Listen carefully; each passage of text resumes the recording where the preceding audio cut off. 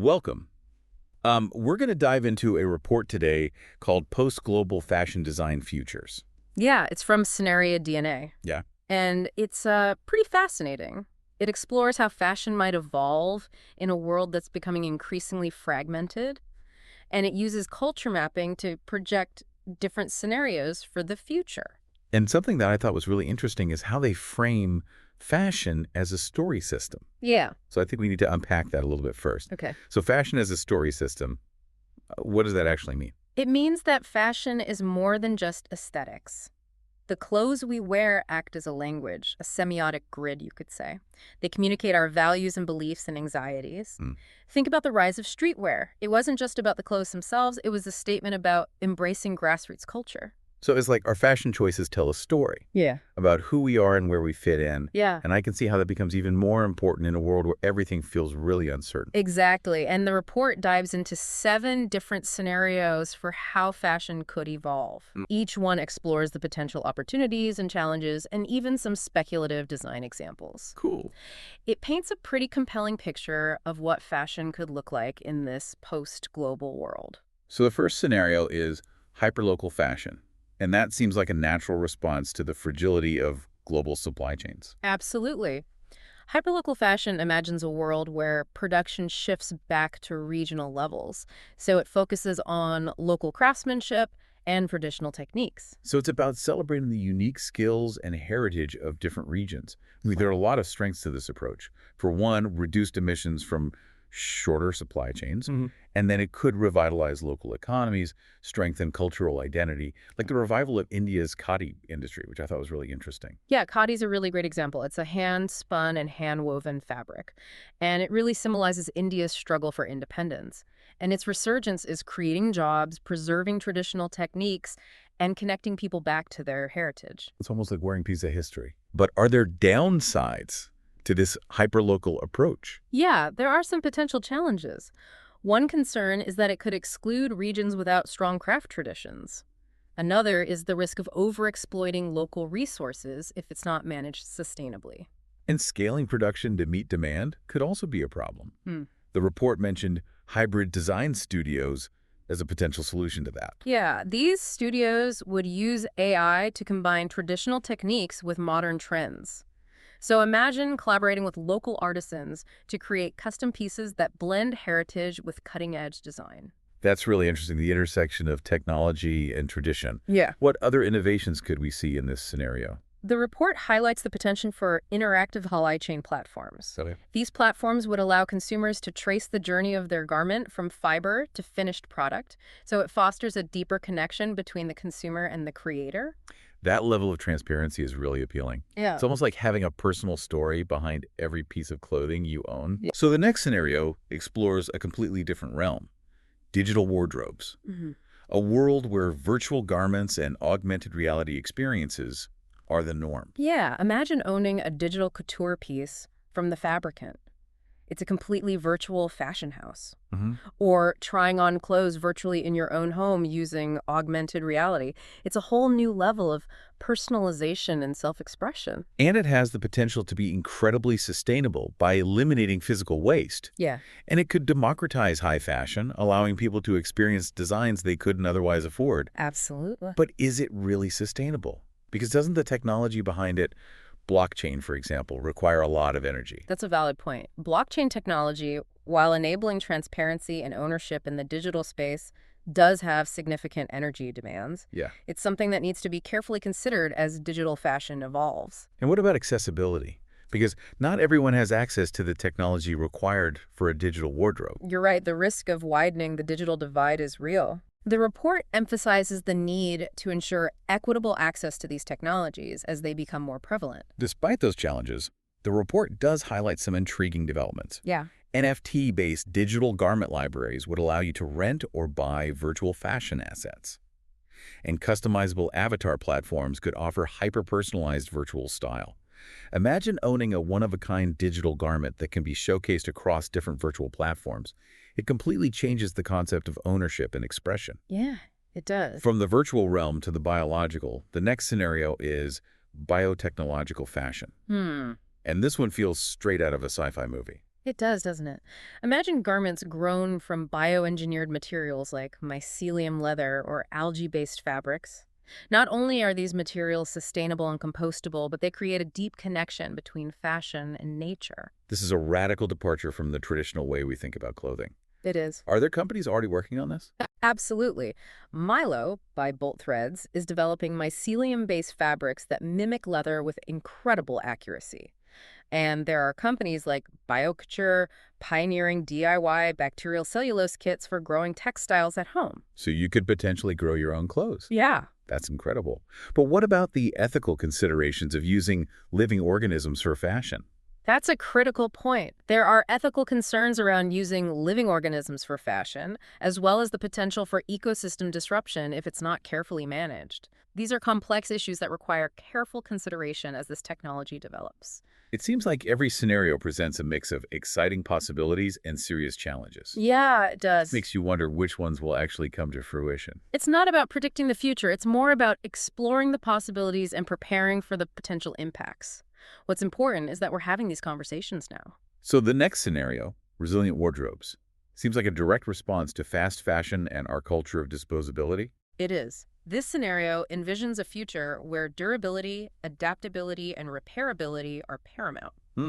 Imagine owning clothes that can last for years, be repaired easily, or even adapt to your changing needs. That sounds like a much more sustainable approach to fashion.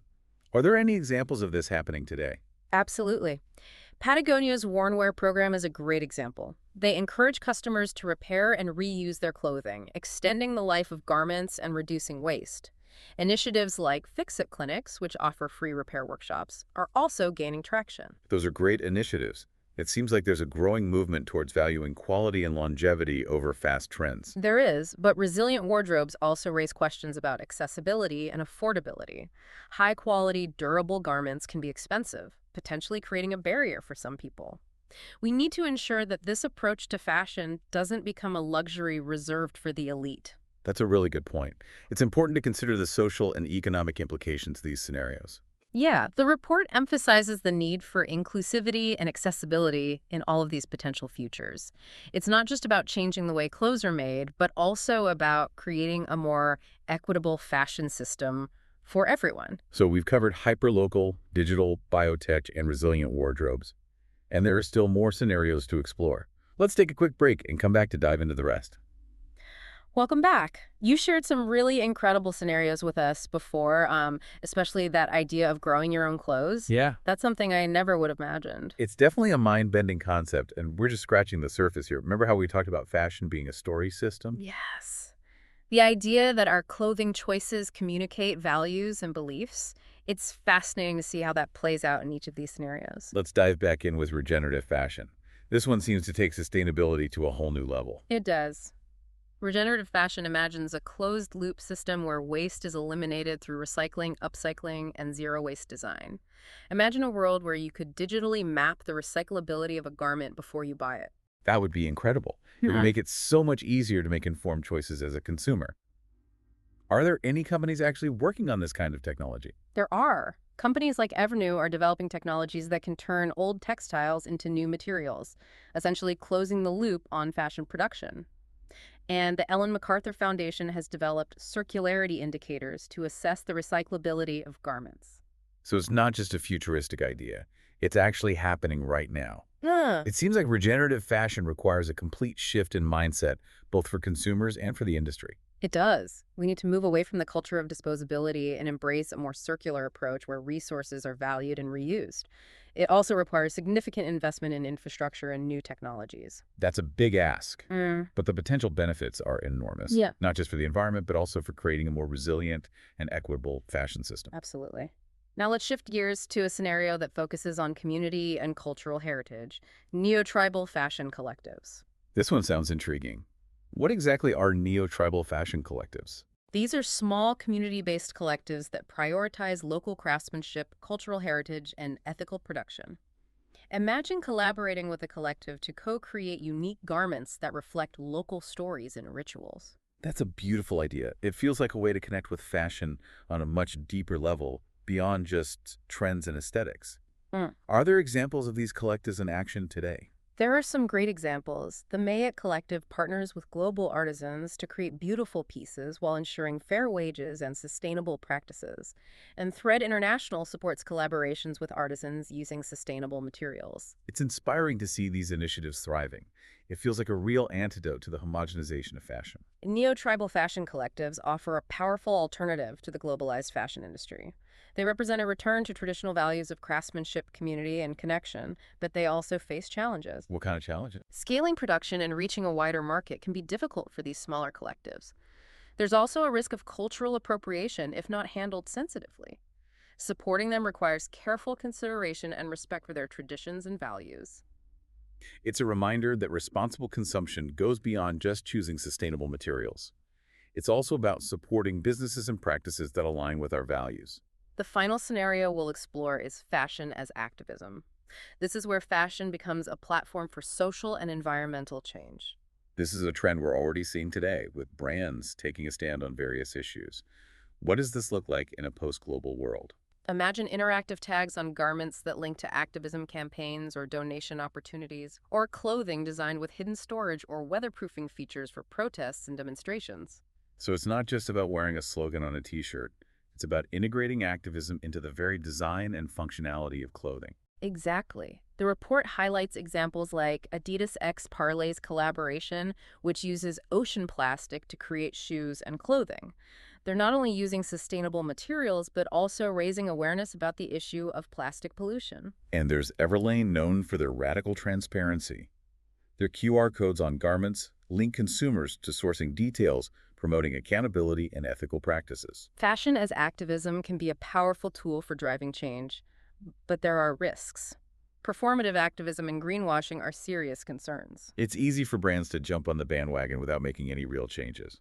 Consumers are becoming more discerning, and they can spot inauthenticity. It's about walking the walk, not just talking the talk. True fashion activism requires genuine commitment and transparency. So we've covered 7 very different scenarios for the future of fashion. It's clear that we're at a pivotal moment with so many possibilities and potential paths forward. What stood out to you the most? What struck me is that these scenarios are not mutually exclusive. We could see elements of each one emerging and interacting in unexpected ways. It's almost like a choose-your-own-adventure for the future of fashion. But instead of just choosing one path, we have the power to shape the direction we want to go.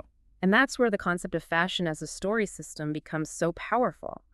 The choices we make as consumers, designers, and citizens all contribute to the narrative of fashion. We have the power to write the next chapter. It's an exciting and daunting prospect. It makes me wonder, what will the story of fashion look like 10, 20, 50 years from now? Let's take a moment to consider that question and come back to wrap up our deep dive. We've covered a lot of ground in this deep dive. We have. 7 scenarios, each offering a really unique vision for the future of fashion. Yeah. From hyperlocal craftsmanship to digital couture, from biotech garments to clothing as activism. It seems like anything is possible. And that's precisely what Scenario DNA aimed for with this report. They're not offering predictions, but rather provocations. A way to push our thinking about what fashion could be and the forces shaping its future. Yet it's easy to get caught up in the excitement or even the anxieties of these possibilities. But I keep coming back to the question you posed earlier. What role do we want fashion to play in our lives and in society? It's a crucial question. Because, unlike many industries, fashion is something we all participate in every single day. Even seemingly simple choices like what we wear in the morning reflect these larger trends, whether we're consciously aware of it or not. So it's not just about what the fashion industry does, but about what we as individuals demand and support. Right. We have more power than we realize to shape the future of fashion through our choices. Exactly. If we prioritize sustainability, we can seek out brands with transparent and ethical practices. If we want to support local economies, we can choose regional designers or craft collectives.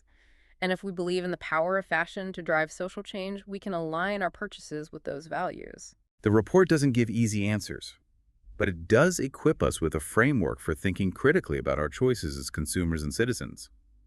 It's a call to action to be more conscious, more thoughtful, and more engaged in shaping the future of fashion. And that brings me to something that wasn't explicitly mentioned in the report, but that I kept reflecting on throughout our conversation. I'm curious. What's that?